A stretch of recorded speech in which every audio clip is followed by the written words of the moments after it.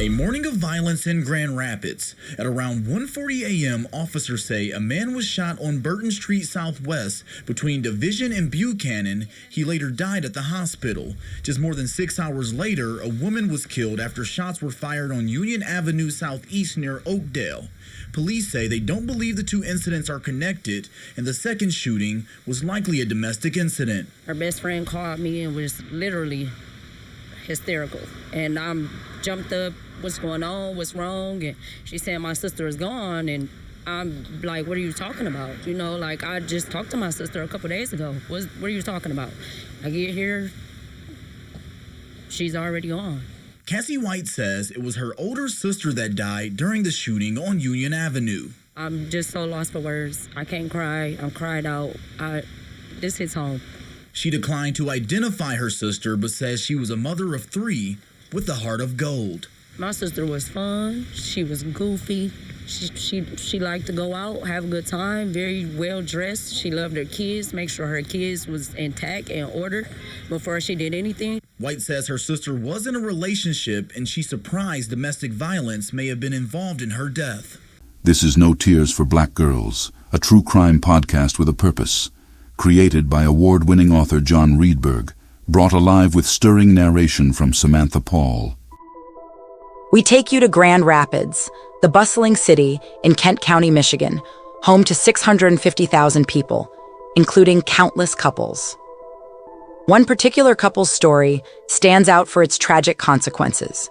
It highlights the dire need for comprehensive solutions to the plague of domestic violence. Kent County had taken steps toward progress when it received $4 million from federal coronavirus relief funding for the Domestic Violence Action Network in 2022. But this tragic case is one cautionary tale among many. Let us tell it. Alicia Danielle Lofton had been a fool. Only married a few months, her nascent bliss unaware that Marcus Durayal Lofton had been leading a double life. Until she scrolled through the Grand Rapids Facebook page, Who Man Is This?, and saw his picture with another man. Alicia had uploaded Marcus's picture to the page and gotten responses from multiple men, all deceived by her husband. The image of Marcus and his new companion seared into Alicia's heart like a branding iron. He had clearly moved on, yet she had already devoted herself entirely to him. He had promised her a lifetime of love, but here he was, starting anew with someone else. Alicia served her husband divorce papers the next day. Having been arrested in May for alleged domestic violence against her, Marcus was instructed to have no contact with Alicia. However, Alicia told him to leave the house by the end of the week. He stared at the document, unable to say anything. This was a man she'd dedicated her life to, but his eyes held no emotion now. Behind them, though, Alicia could sense his anger and shame radiating from him like heat waves off asphalt in July. That's when it started. The argument that would last for hours. Alicia never saw it coming. When Marcus grabbed the Glock, she knew in her bones something was terribly wrong. It seemed to happen in slow motion, him aiming it at her, as if the bullet had reached its target before he even pulled the trigger. His wife scrambled off, racing to the bedroom and slamming the door shut, as if it could protect her from what was about to come. But Marcus Lofton forced his way into that tiny room and found her trying to pry open a window, desperation etching its way through every stretch of her muscles, and he shot her down like an animal. He knelt beside her for a long moment, his sobs the only sound, in a silence more deafening than anything else. He hadn't wanted this, not really. But in his rage and grief, he had lost control, and there'd be no redemption now. No second chances. No possibility that Alicia might still laugh or cry or shout at him again. She'd never forgive what he'd done. Marcus had just enough time to flee in his maroon SUV before the police showed up. He confessed to his crime, and the gravity of it lay heavy in the air. A chilling reminder of what betrayal, heartache, and grief can do to a person. His sorrow was palpable, even though he had committed a grievous wrong. Alicia's divorce from Marcus sparked rumors on social media and headlines, with speculations of infidelity on his part or her discovery of betrayals on her own. Marcus couldn't handle the truth that his wife wanted out, which was as unclear as a foggy glass.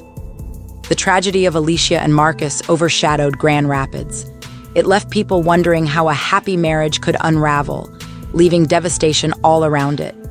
Alicia's family mourning her untimely death, and Marcus's family floundering without their beloved son and brother. The total experience left Alicia's and Marcus's friends and family with an ambivalent adieu. They had loved with all their might, without condition, only to have their love taken away. Alicia's death shook Grand Rapids like a typhoon, demanding immediate action. People were terrified, angry, confused. The tragedy had left them all reeling.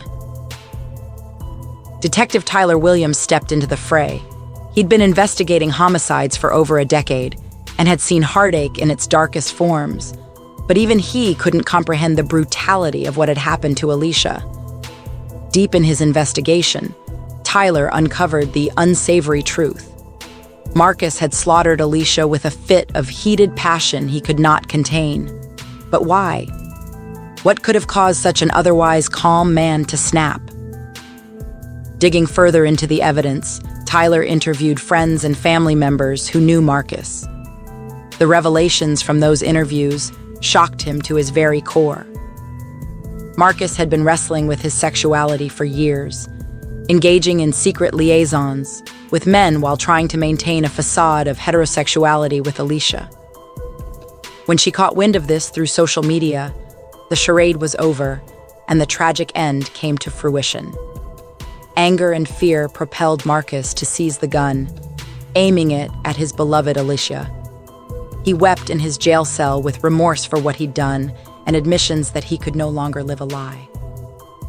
They left Tyler with a maelstrom of emotions, sadness, shock, and disgust. But beneath it all, he was aware of the plight of Marcus and others like him, unable to be their true selves without the possibility of censure from society. As the case closed and Tyler geared up for Marcus's trial, one thought toppled over another in an avalanche of questions. Family is sharing their grief tonight after a Grand Rapids mother was shot and killed last week. According to court records, the suspect is in custody. It's the man she was trying to divorce. Our Julie Dunmeyer joins us with more. Julie. Yeah, Josh and Max, family tells me it's hard for them to even hear Alicia Lofton's full name because she shares the same last name with the man who allegedly shot and killed her. Loved ones saying their main focus right now is on the 3 children she leaves behind. Loving, outgoing, high-spirited, give you the claws off her back, loved her kids, loved life. You remember when the reports came out that this guy that Marcus Lofton was intimate with had released the video footage of him being intimate with him in this Facebook group page called Whose Man Is This? And I just could not understand why was he so enraged with his wife, because his wife didn't out him, this guy did. So now it kind of gives me clarity as to why he was so enraged to stop the person that was trying to expose him, which was allegedly his wife. This person says, I know him. He deactivated her page, which is his wife, because she went on live trying to expose him. So that is the reason why when she was trying to get away and climb out the window, he unalived her, because he was so enraged because he wanted to stop her from exposing him. So it's too much. And if you see them dancing, you see them having a good time, you actually see on Alicia's hip, you see the Glock that was used in the murder. That's the Glock right there on her hip. You can see it as they're dancing, you see? So apparently she always had this gun on her. I guess in the house, and that must be the house that this incident happened in, that they're dancing in, you know, with friends or whatever. I'm not going to play the audio to this video. If you're wondering what's going on, but I don't want to get no copyright strikes. But I found that to be very interesting. This is No Tears for Black Girls, a true crime podcast with a purpose,